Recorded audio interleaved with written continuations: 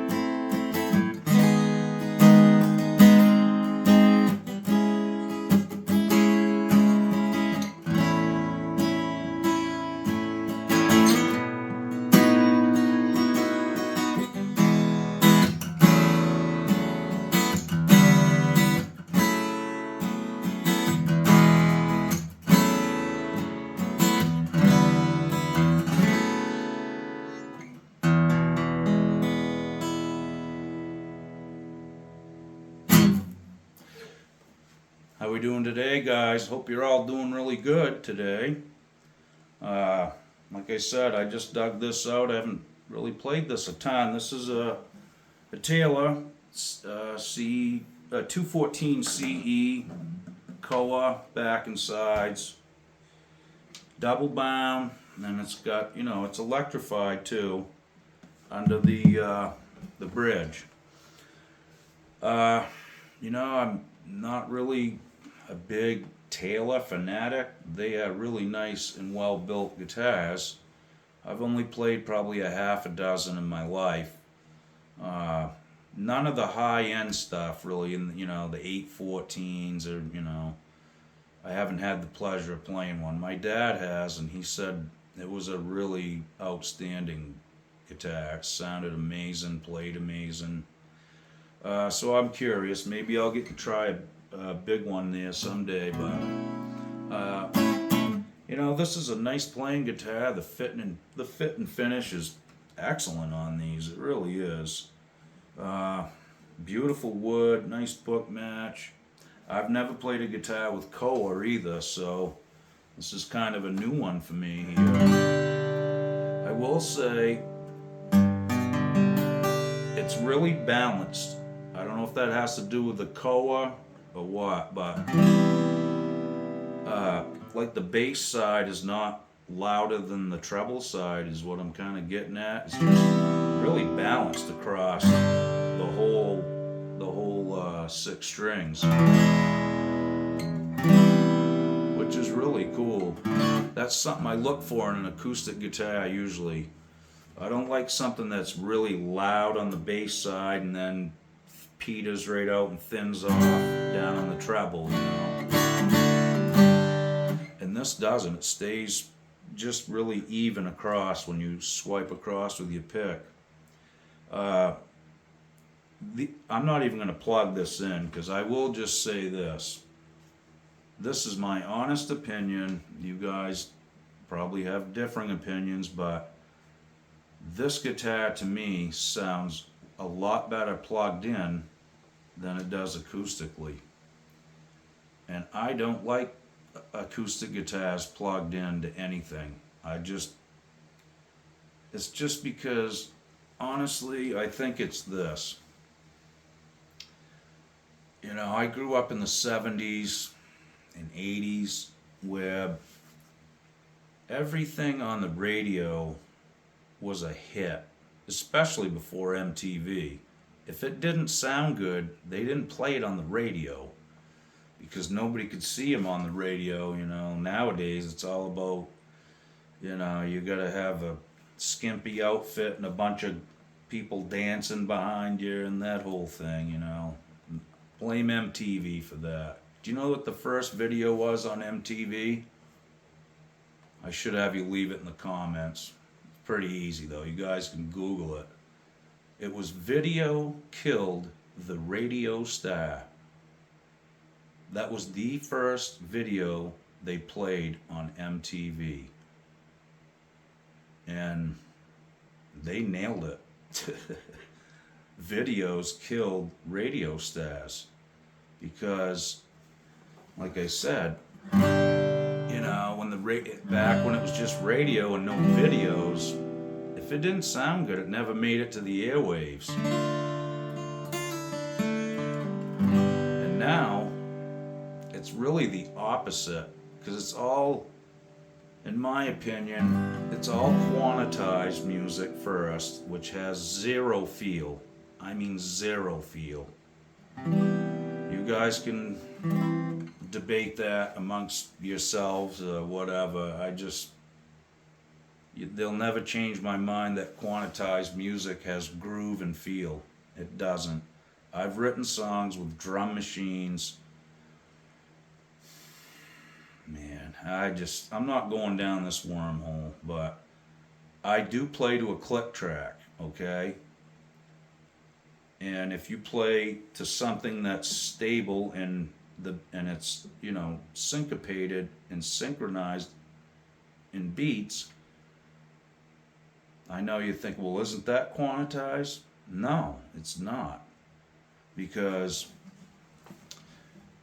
it's almost like strumming a guitar. Yeah, I can strum it, right? I can also play ahead of the beat and behind the beat too, which has human feel to it. Playing drums to a click track is no different. Yeah,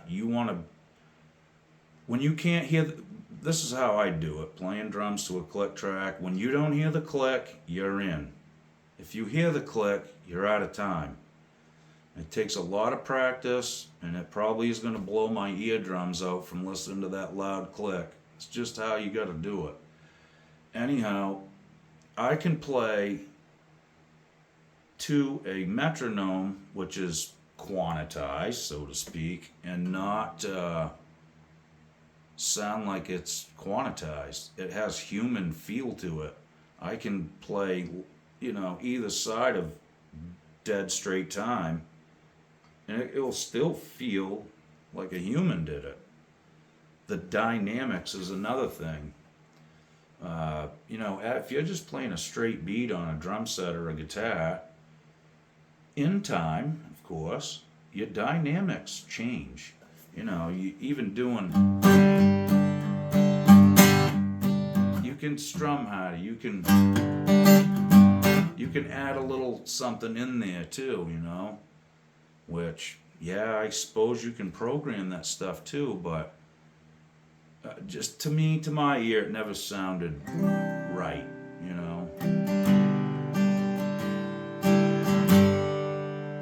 There's just something about, honestly, some of the coolest things I ever recorded writing my own music was stuff that I thought was a mistake, and I was going to stop and delete it, or just go in and punch in, play over it and punch out. And when I listened to the stuff, back through the playback, I was like, wow, it's new, something cool that I did, whatever it could have been, It happens a lot. It happens with drum beats, it happens with guitars, basses, everything. Stuff that I usually think is a train wreck sometimes can be a nuance and actually make the song great. So that's why I still play instruments like a human being. Yeah, it's not great what I do, but it's me doing it nonetheless. Right?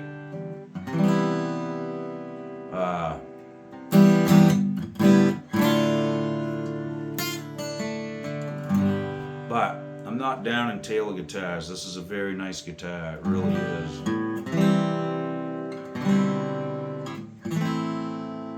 And like I said, plugged in.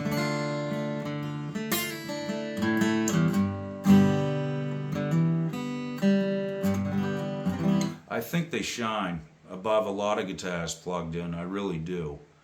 Of course, once somebody famous plays a guitar, then there's a big hype around it, and everybody's playing them then. But I think in this case it's for good reason. They are high quality. They're well built. They use good stuff. Um, I'm just old and in the way, and like I said, growing up in the '70s and '80s, uh, when you heard an acoustic guitar on the radio or on a record, they used one of these, a condenser mic in front of it. And after listening to thousands of songs and records where they recorded the guitar with a condenser mic, that's what I got used to hearing. To me, to my ear, that's what a good acoustic guitar sounds like.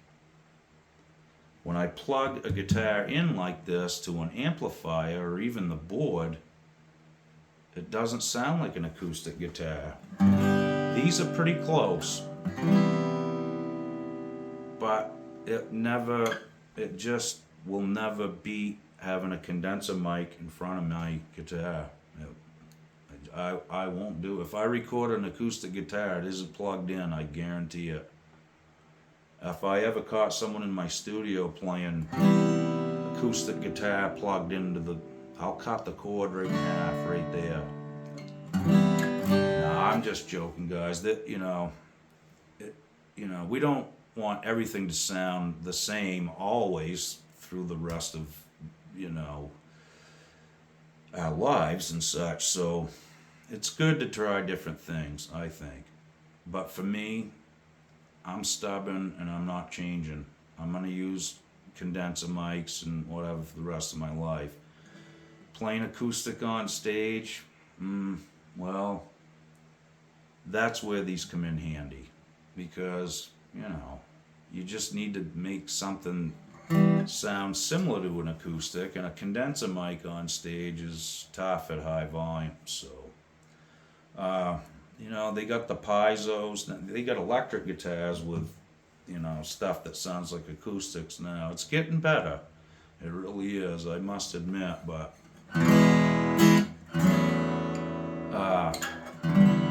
as I said before, it's like tube amps too, and the new profilers and modelers that they have. Some of these sound really good. They really do. Is it gonna replace the tube amp? Not in my studio, no.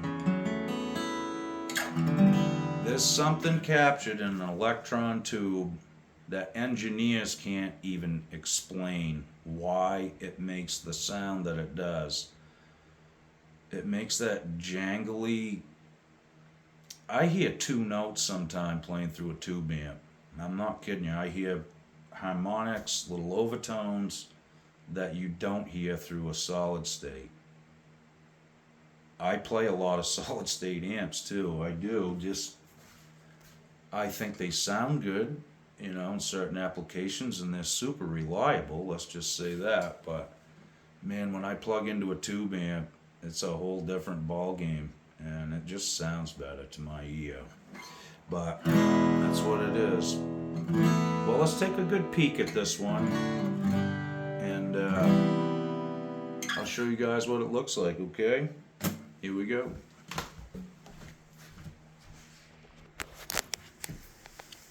Okay guys, here we go. Like I said, this is a 214 Taylor spruce top. Pretty nice looking top on it, really. It's got kind of a weird grain thing happening there. That's not a scratch, that's just in the wood. I don't think there's anything great here about or better than any other guitar in the neck and the fretboard, but it is well done. It's got locking tuners on it too as well, which is nice. Let's flip the back over and I'll show you the koa. Okay, we got some Hawaiian koa here. Really beautiful wood, isn't it, huh?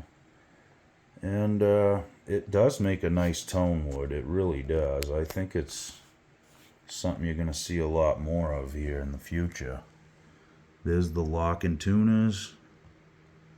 I highly recommend lock and tuners. If you know, that's probably the greatest upgrade you could do to an older guitar nowadays is just put lockers on it.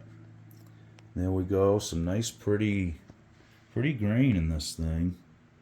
That's where your battery goes, and your strap pins where you plug in. Double bound. I mean, the fit and finish is awesome. It really is. And it's an American built guitar, so the value is going to be there. Someday I'm going to try an upscale model and see what they're all about. Someday I would like to try a pre-war Martin too.